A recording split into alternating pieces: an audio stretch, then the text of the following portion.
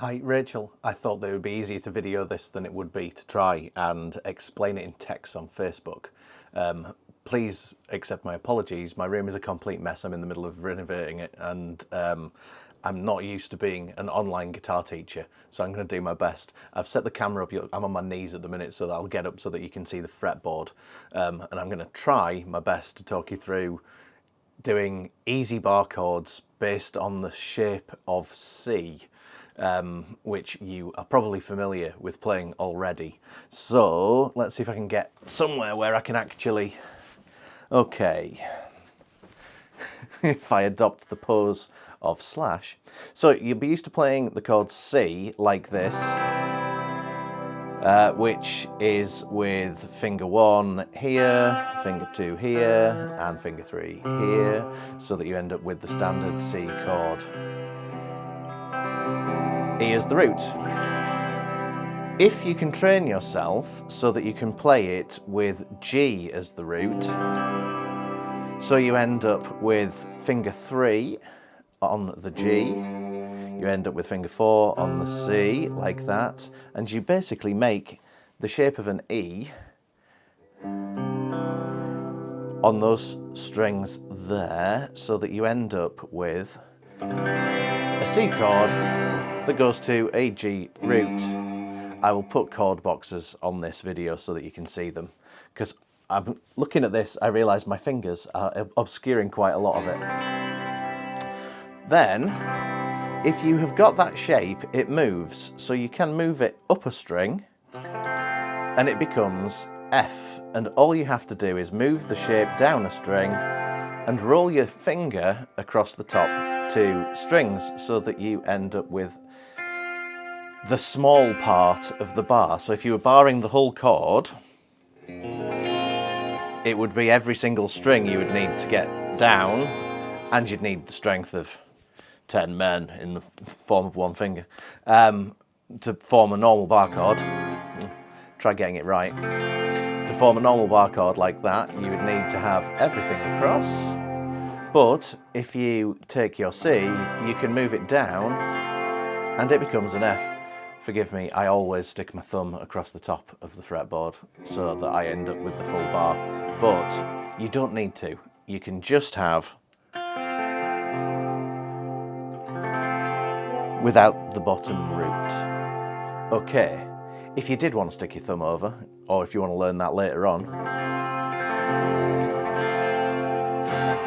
at that point, it just becomes movable. So then you can take it up from F to F sharp, or up to G, or up to A, or whatever you particularly want to. You can just do that using the root note being the note that is on the E string. So if you want an F, F sharp, G, A flat, A, you just follow up like that.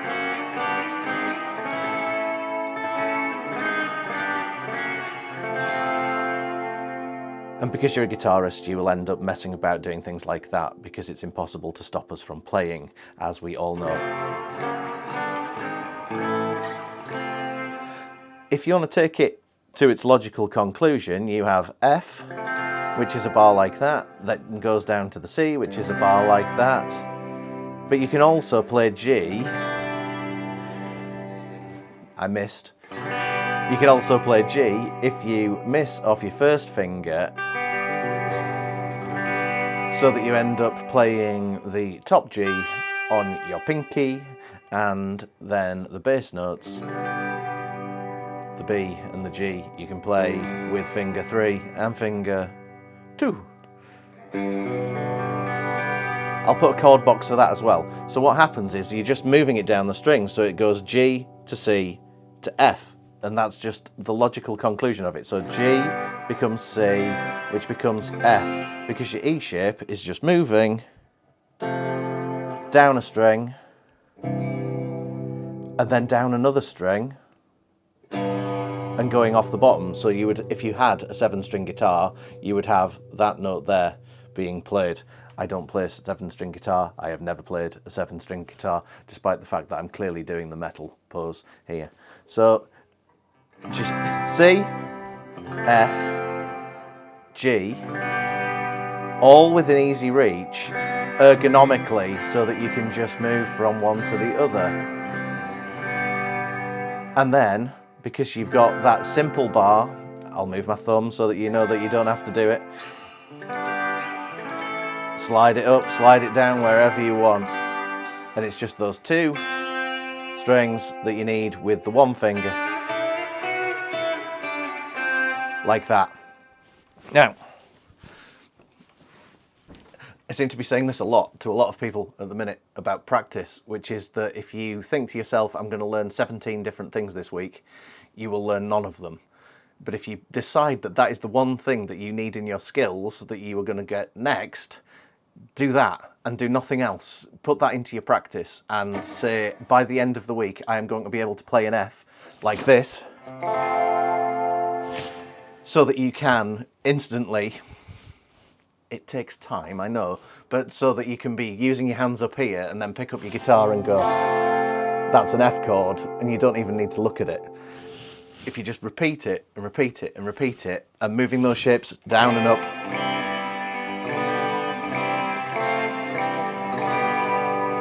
you'll be able to play major bar chords. And then, in 3, 4, 5, 6, 12 weeks' time, whenever you feel really confident with that, you can then stick minor chords in, and then stick diminished chords in if you feel like Andy Clark needs to be happy. Guitarists, we don't play diminished chords. I hope that helps. Okay, bye.